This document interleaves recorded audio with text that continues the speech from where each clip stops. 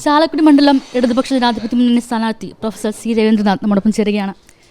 പക്ഷേ ഈ പരസ്യപ്രചരണം ആരംഭിച്ചിട്ട് 3 ദിവസമായി. അപ്പോൾ 3 ദിവസം ജനങ്ങളിലേക്ക് ഇറങ്ങിച്ചെന്നതിന് ശേഷമുള്ള പ്രതികരണം, ഒപ്പം തന്നെ ഒരു ഇലക്ഷൻ്റെ ഡേറ്റ് പോലും വന്നിട്ടില്ല, എതിരാളികൾ പ്രഖ്യാപിക്കപ്പെട്ടിട്ടില്ല. അപ്പോൾ ഒരു മുൻതൂക്കം ആ രീതിയിലുള്ള ഒരു വിലയിരുത്തൽ എന്തൊക്കെ ആയിട്ടുണ്ടോ? 3 ദിവസത്തെ അനുഭവം വലിയ ആത്മവിശ്വാസമാണ് നൽകുന്നത്. ജനങ്ങളുടെ അഭിപ്രായങ്ങൾ, ജനങ്ങളിൽ നിന്നുള്ള പലതരത്തിലുള്ള അഭിപ്രായങ്ങൾ, വ്യത്യസ്തമായ അഭിപ്രായങ്ങൾ, അതെല്ലാം നമ്മൾ ക്രോഡീകരിച്ച് മനസ്സിൽ നോക്കുമ്പോൾ വളരെ അനുകൂലമായ സാഹചര്യം, വളരെ ആത്മവിശ്വാസം ഉണ്ടാക്കുന്ന ഒരവസ്ഥ, അതാണ് ഈ 3 ദിവസം കൊണ്ടുണ്ടാകുന്ന എൻ്റെ ഒരു ഫീഡ്ബാക്ക്.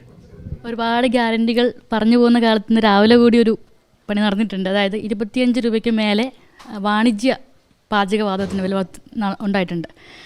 അപ്പോൾ ആ ഒരു പ്രതികരണമൊക്കെ എങ്ങനെയാണ്? അതൊക്കെ സ്വാഭാവികമായിട്ടുണ്ടാകാം. പല വെല്ലുവിളികളും ഈ തെരഞ്ഞെടുപ്പിൽ ഉണ്ടാവും, പല വാഗ്ദാനങ്ങളുണ്ടാവും, പലതും. പക്ഷേ അതൊക്കെ യഥാർത്ഥ രാഷ്ട്രീയ പ്രശ്നത്തിൻ്റെ മുന്നിൽ മാഞ്ഞു പോകും. അതായത് തെരഞ്ഞെടുപ്പ് യഥാർത്ഥത്തിലൊരു രാഷ്ട്രീയ സമരമാണ് എന്ന് വിശ്വസിക്കുന്ന വ്യക്തിയുമാണ്, പ്രസ്ഥാനമാണ്. ആ രാഷ്ട്രീയ സമരം ഒരു ജനാധിപത്യ വിദ്യാഭ്യാസ പ്രക്രിയ കൂടിയാണ്. അപ്പോൾ അതുകൊണ്ട് നേരത്തെ പറഞ്ഞ പോലെ പല ഓഫറുകളും പലതും യഥാർത്ഥ രാഷ്ട്രീയത്തെ മറച്ചു വയ്ക്കാനുള്ളതാണ്. ശരിയായ രാഷ്ട്രീയം 1 മതനിരപേക്ഷത തകരുന്നു, 2 ഫെഡറൽ സംസ്കാരം തകരുന്നു, 3 ഭരണഘടന ഭീഷണിയെ നേരിടുന്നു, 4 കേരളം വലിയ ബുദ്ധിമുട്ടിലാണ്, സാമ്പത്തിക ബുദ്ധിമുട്ടില്ല. അത് അവഗണന കൊണ്ടാണ്, കേന്ദ്ര സർക്കാരിൻ്റെ അവഗണന കൊണ്ടാണ്. പ്രധാനമായി 4 ആശയങ്ങളാണ് ഈ തെരഞ്ഞെടുപ്പിൻ്റെ രാഷ്ട്രീയ ഭൂമിക.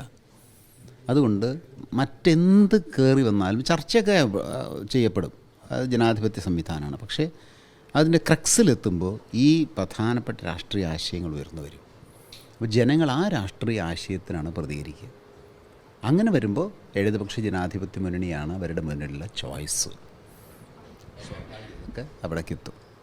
ഈ പ്രധാനമന്ത്രി കേരളത്തിൽ വരുന്നതൊക്കെ ഒരു വാർത്ത അല്ലാണ്ടാകുന്നൊരു സാഹചര്യമുണ്ട്. അടിക്കടി വരുന്നു, കുറേ വാഗ്ദാനങ്ങൾ തരുന്നു, എങ്ങനെയും പിടിച്ചെടുക്കും എന്നുള്ളൊരു 2 അക്കം കടക്കും എന്നൊക്കെ ഉള്ളൊരു പ്രസ്താവനകളൊക്കെ ഇറക്കുന്നു. അത് എന്തായാലും കേരളത്തിൽ വിലപ്പോവും, എങ്ങനെയായിരിക്കും അതിൻ്റെ ഒരു ഭാവി? ഒരിക്കലും ഇല്ല. അതാണ് ഞാൻ നേരത്തെ പറഞ്ഞത്. അതായത് അത്തരത്തിലുള്ള വാഗ്ദാനം ഇത്രയും കാലം കേരളത്തെ ഞെരുക്കുകയായിരുന്നു കഴിഞ്ഞ കുറേ വർഷങ്ങളായിട്ട്. അപ്പോൾ അതുകൊണ്ടാണ് കേരളത്തിൻ്റെ സാമ്പത്തിക പ്രശ്നങ്ങളൊക്കെ വന്നത്. അത് ജനങ്ങളെ LDF ബോധ്യപ്പെടുത്തുകയും ചെയ്തു. അപ്പോൾ അതിൻ്റെ ഇടയ്ക്ക് വരുന്ന വാഗ്ദാനങ്ങളൊക്കെ കേവല വാഗ്ദാനങ്ങളായിട്ട് തന്നെ ജനങ്ങൾ കാണുള്ളൂ. കാരണം ഒരു ചരിത്രത്തിൻ്റെ ബേസിലെ ഒരു വസ്തുത മനസ്സിൽ വരുള്ളൂ. ഇതിനു മുമ്പ് കേരളത്തെ സഹായിച്ചിട്ടുണ്ട്, അപ്പോൾ ആ ഒരു പശ്ചാത്തലത്തിലാണ് ഒരു ഓഫറൊക്കെ ജനങ്ങൾ കാണുക. നേരെ മറിച്ച് കേരളത്തെ നിരന്തരമായി ഇങ്ങനെ ബുദ്ധിമുട്ടിച്ചു കൊണ്ടിരിക്കുക, പ്രത്യേകിച്ച് സാമ്പത്തികമായിട്ട്. ആ ഒരു മനസ്സുണ്ട് കേരളത്തിന്, അതിൻ്റെ വേദന കേരളത്തിനുണ്ട്.